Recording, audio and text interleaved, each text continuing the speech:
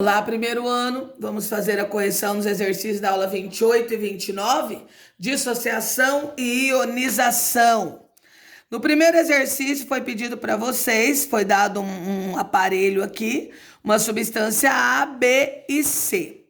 Um dos Beckers contém um sistema homogêneo de sacarose. Homogêneo significa que é uma mistura homogênea, só tem uma fase. Sacarose significa que é açúcar dissolvido na água. Cuja fórmula estrutural, a fórmula é essa daqui. Lembra? Composto molecular. Identifique o Becker que contém a solução de sacarose. Justifique sua resposta. Lembra que água e açúcar não conduzem corrente elétrica. Então, qual é o recipiente? O C. Por quê, professora? Porque a lâmpada está apagada. Então, aqui, ó, a sacarose não sofre. Então, o que a gente pode colocar aqui, ó? A gente pode colocar Becker C, porque a sacarose não possui íons livres em água. Por quê? Porque a sacarose em água, ela sofre uma dissociação molecular. Ou a sacarose não sofre ionização, portanto a solução não é eletrolítica. Tanto uma resposta como a outra estão corretos. No segundo, na escola vocês têm principalmente o verdadeiro ou falso, meu filho, mas na vida real é tudo experimentação. Por muito tempo, na maioria das escolas, as aulas de química eram ministradas apenas sobre forma de transmissão de conteúdos. Nos dias atuais, muitos professores utilizam a experimentação para enriquecer suas aulas. Uma professora realizou junto com seus alunos as experiências a seguir. Essa daqui, solução de água com açúcar, não acendeu. Solução de água com sal, acendeu. Aí ele fez algumas afirmativas. A solução de água e açúcar é considerada solução eletrolítica? Não. Por que não? Porque não conduziu corrente elétrica. A solução de água e sal permite a passagem de corrente elétrica? Sim, a lâmpada acendeu. As substâncias moleculares HCl, NaCl, C12H22O11, quando dissolvida em água, sofrem ionização? Falso. A única que sofre ionização é o ácido, tá? Porque o sal sofre uma dissociação iônica e o açúcar sofre uma dissociação molecular. A única que sofre ionização é o ácido. E todo ácido começa com H.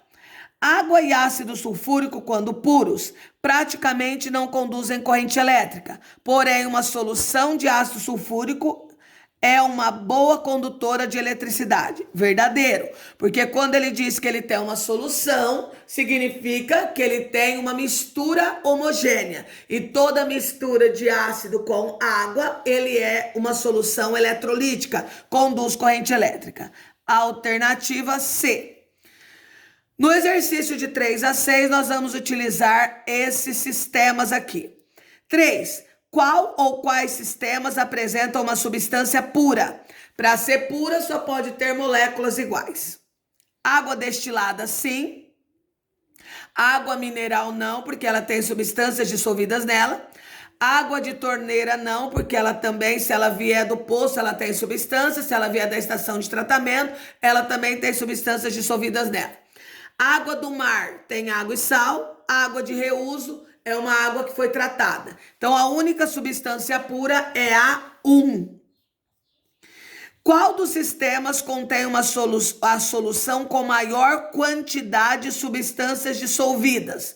Nós temos a 4, que é a água do mar, que a gente consegue perceber a quantidade de sal. Nas outras substâncias, a gente às vezes não percebe nada que tem alguma outra substância.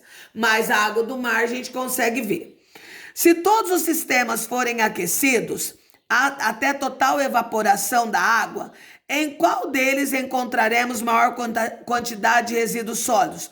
Obrigatoriamente, no 4 novamente, na água do mar, que é o que mais a gente consegue observar que tem substâncias dissolvidas. Sexto. Quais são considerados soluções iônicas? O que é iônicas? Que podem ter íons. Então, nós temos O 1 não, porque ela é pura, ela só tem água, não conduz eletricidade. A2, porque tem substâncias dissolvidas. A3, A4 e A5.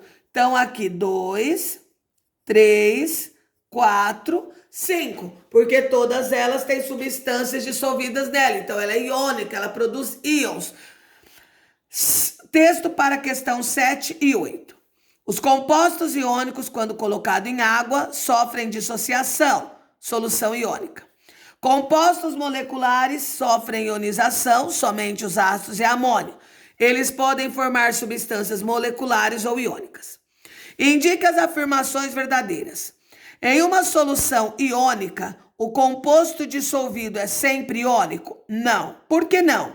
Porque quando eu coloco um ácido na água, ele forma íons, por isso que é falso. Em uma solução iônica, o composto dissolvido pode ser iônico ou molecular? Sim. Sal na água forma uma solução iônica. Ácido na água forma uma solução iônica. Verdadeiro. Um composto molecular dissolvido em água sempre origina uma solução molecular? Não, porque ácidos em água conduzem corrente elétrica e são soluções iônicas. D. Um composto molecular dissolvido em água pode originar uma solução molecular ou iônica? Sim. Por exemplo, nós temos a B e a D como verdadeiras.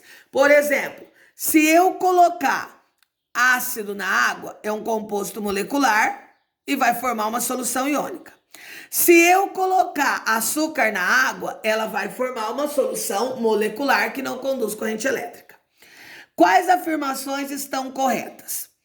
HCl, então H começa com H, é ácido.